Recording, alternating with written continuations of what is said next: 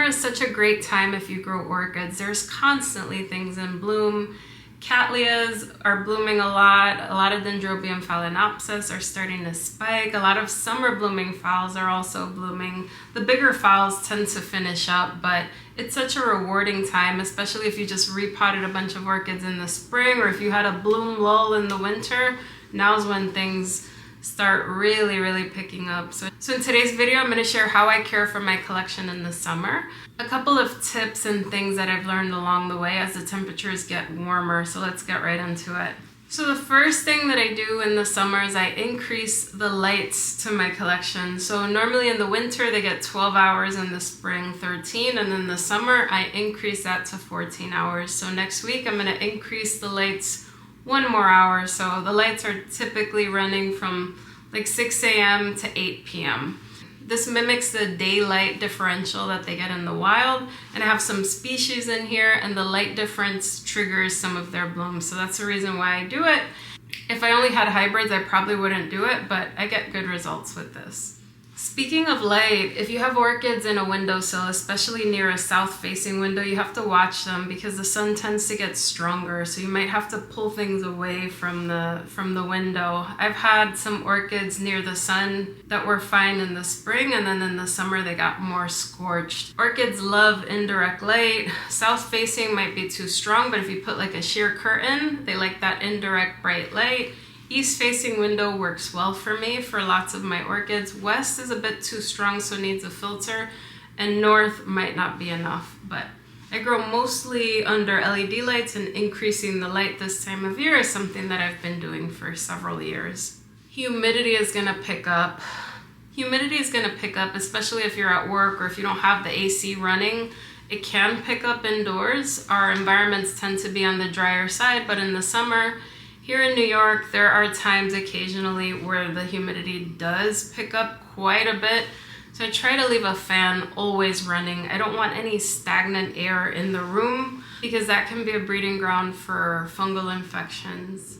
Watering becomes really important in the summer too because it's so hot, so a lot of orchids tend to dry out. And what's really important are your miniature orchids, especially your monopodial orchids. So I'm talking your Phalaenopsis, your Vandas, especially if they're in small pots, they can dry out pretty quickly. So I make sure that I'm on top of watering those because they can dry out very fast in the summer. A lot of the sympodial orchids, Cattleyas, Dendrobiums, they tend to be quite hardy, and I don't really struggle with them as much if I don't water in time. This one is my hidden gold. I think it's called a cloud helmet tonara. I don't know. They change the naming so much, but I find it so adorable. It starts with this orange color, and then it turns into this beautiful gold. This one's already fading into gold, so I didn't get it at peak, but it ends up like this. It's so beautiful.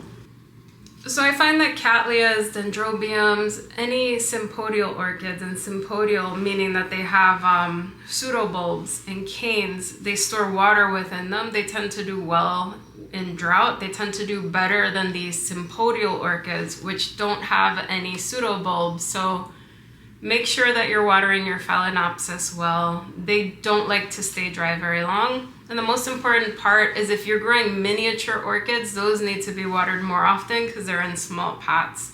So in the summer, pay very close attention to those because those tend to dehydrate the most. But any of the bigger Cattleyas, Dendrobiums, once they're established, they tend to be fine with some drought, but just stay on top of your watering. So your watering frequency is going to increase because the pots are going to dry faster, but also everything's going to be mostly in active growth, so you're going to get lots of new roots. So it's a good time to feed them. I like to fertilize weekly, about a quarter strength every single week. Sometimes in the winter I skip out and I do quarter strength every other week. In the summer, either you can remain consistent with that, but some growers do tend to feed a bit more. So it's up to you. There's no one size fits all. Just see how it works out for you, whether you prefer weekly, or if you'd rather do a heavier feed. Just don't overfeed. Don't go beyond what it says on the instructions. This is the time where orchids benefit the most from their fertilizer. It's a really good time to repot. The spring is where active growth usually begins, but the summertime you still have lots of roots growing, new growth, so it's an optimal time. So anything that you haven't repotted already in the spring, it's a good time to get it done. Provided you have active root growth, you can repot. You can even repot in the winter if you have active root growth, but it's better, in my opinion, to get it done in the summer because that's when the orchid is going to grow the most. In my experience, it really depends on the orchid, but a lot of hybrids can grow year round and they're okay provided you could keep the temperatures pretty warm for them in the winter. But of course, this is a summer video, so it's a really good time to repot. I have about 20 to do, so I have to get them done. I'd rather get them done now than in the winter, so I don't have to worry about it. Some of the biggest mistakes in the summer are leaving your orchids in strong direct sun. Like I said, if you grow on windowsills, the light does change, it does get stronger, so be mindful of that.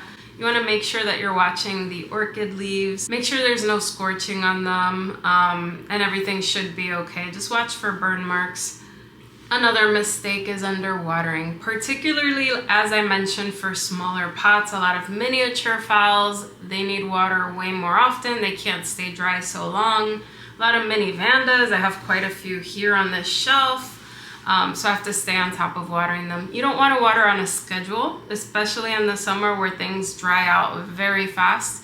You want to water as they need it. So what that looks like for me, every 2 or 3 days, I'm watering these down here because they dry fast. A lot of them are in clay pots, small, big root systems, so they're gonna dry faster. But something like this might be every 4 to 5 days. I have a bunch of clay pots on a shelf. Those dry a little bit faster than the plastic pots. And then the plastic pots are about every 5 days. It really depends. Just don't water on a strict schedule because some of the pots are gonna be dry for an extended period of time and some of them are still gonna be wet. So it depends on the materials and you'll get a feel for it as you're growing. Clear pots help a lot to see if there's condensation within them, but over time, as you have more experience, you don't need that.